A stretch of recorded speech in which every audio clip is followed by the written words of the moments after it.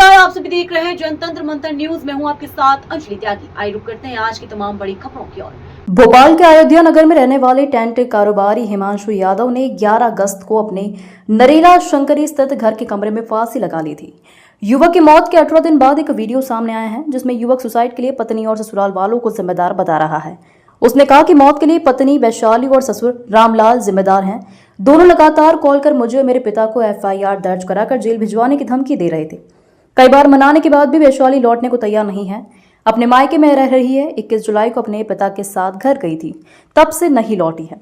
मुझे माफ कर देना मम्मी पापा, हमेशा के लिए जा रहा हूँ। जानकारी के मुताबिक हिमांशु यादव भवानी टाउन नरेला शंकरी में रहते थे, वहीं टेंट हाउस का संचालन करते थे। उनके पिता राजकुमार ने बताया कि 20-21 जुलाई 2025 के दरमियानी रात हिमांशु और पत्नी वैशाली के बीच विवाद हुआ था। ग्राम अवरिया उदयपुर जिला रायसेन के रहने वाले हिमांशु के ससुर रामलाल 21 जुलाई को घर आए थे। उनके साथ उनका बेटा भी था। दोनों वैशाली को साथ ले गए। कुछ दिन बाद हिमांशु ने पत्नी को लौटने के लिए कहा, वह आने के लिए राजी नहीं थी।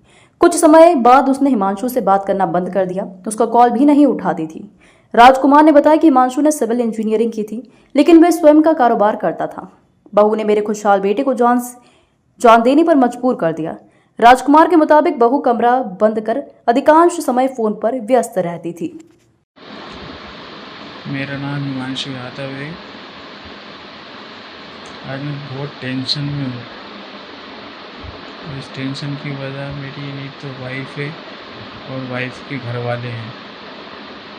मुझे कुछ हो जाता है तो इसकी जिम्मेदारी नहीं तो मेरी वाइफ और मेरे वाइफ के घर वाले होंगे। मेरी वाइफ का नाम वैशाली यादव है।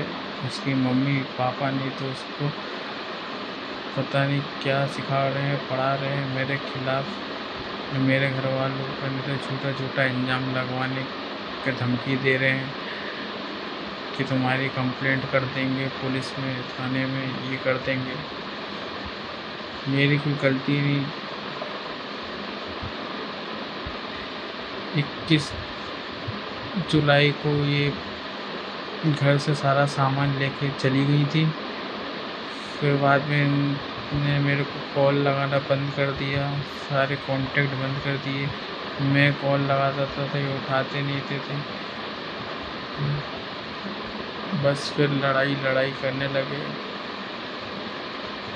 अब मेरे पापा को फ़ोन लगा के धमकी दे रहे हैं कि तुम्हें जेल पहुंचवा देंगे हम। ये वैशाली के पापा बोल रहे हैं। मैं इतने डिप्रेशन, इतने टेंशन में हूँ कि मैं क्या करूँ। पापा मुझे माफ़ करना नहीं था।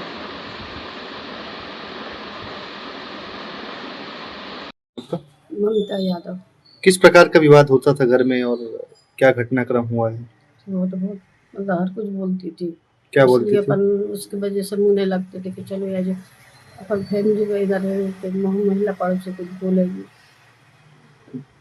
अनशन बोलती थी। कुछ विवाद भी हुआ आपसे या किसी से विवाद घर में होता था? हाँ, हम लोग से मतलब बहुत मुँह चलाती थी और कोई ऐसा के लड़ने में बहुत बोलती थी। नाम बता दीजिए अपना। मेरा नाम राजकुमार यादव है। कहाँ के निवासी हैं? मैं भवानी टाउन नरेला जोड़ का निवासी हूँ। क्या था पूरा मामला, क्या घटना घटी आपके? पूरा मामला ये था कि जब से शादी की हमने छोटे वाले बेटे की, हिमांशु यादव की, जब से 2-4 महीने तो ठीक ठाक रही। इसके बाद बहुत परेशान करने लगी हुई। कौन? बहू, छोटी वाली बहू। क्या नाम था उसका? उसका नाम था वैशाली यादव। वो इतना परेशान करने लगी कि कभी भी लड़के से पैसे छुड़ा ले जाए। वो टेंट का काम करता था, पैसे आते थे जेब में रखे रहता था, पैसे ले जाए। धमकी देती थी, हम लोगों को धमकी दी थी, सब परिवार को। और कहती थी कि तुम्हें उसमें फंसवा दूंगी, दहेज प्रथा में फंसवा दूंगी। हम लोग डर गए थोड़ा सा और सोचा भी मैंने कि बच्ची है, थोड़ा सा आज नहीं तो कल सीख जाएगी, माहौल में मिल जाएगी। तो आखिर में वो अभी 1 महीने यहाँ रहती थी, 2-3 महीने वहाँ रहती थी। बस इसके बाद में अभी गई तो आई नहीं। और लड़के का बहुत टार्चर करती थी, उसके घर वाले करते थे, माँ बाप मतलब दोनों माता पिता। और किस प्रकार से टार्चर करते थे? मतलब उसको कहते थे तुम्हारे माँ बाप को पूरी फैमिली को फंसवा देंगे। बार बार एक ही चीज कहते थे, कायम फंसवा देंगे। दहेज प्रथा में फंसवा देंगे, अलग रहो, मतलब हिस्सा लो, ये मतलब ये था थोड़ा सा, इतना परेशान कर रही थी कि वो अभी गई, उसे हमने खबर भी की कि मेरे बड़े भाई की बहू खत्म हो गई थी। 21 तारीख को गई वो और 22 तारीख को खत्म हुआ। फोन भी लगाया था, फिर भी नहीं आई वो। मिसेस ने फोन लगाया कि आ जाओ घर में बड़े भैया की बहू खत्म हो गई, फिर भी नहीं आई। होता था वो तो, अब मियाँ बीवी में भयंकर विवाद होता था। हमसे तो फोन पे बात ही नहीं करती थी वो, हम फोन लगाते तो फोन नहीं उठाती थी। कहाँ बात करती थी वो?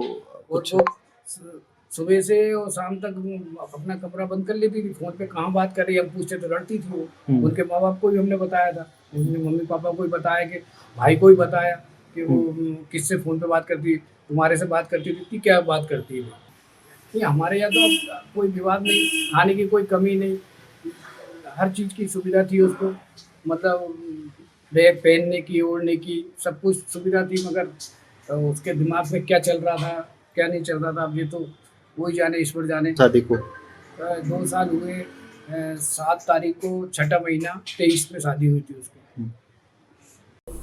सर, टेंट कारोबारी हिमांशु यादव आत्महत्या मामले में 18 दिन बाद एक वीडियो वायरल हुआ है, जिसमें वो खुद कहते हुए दिखाई दे रहा है कि उसकी सास, ससुर और पत्नी को प्रताड़ित करते थे। ये थाना अयोध्या नगर की घटना है। इसमें एक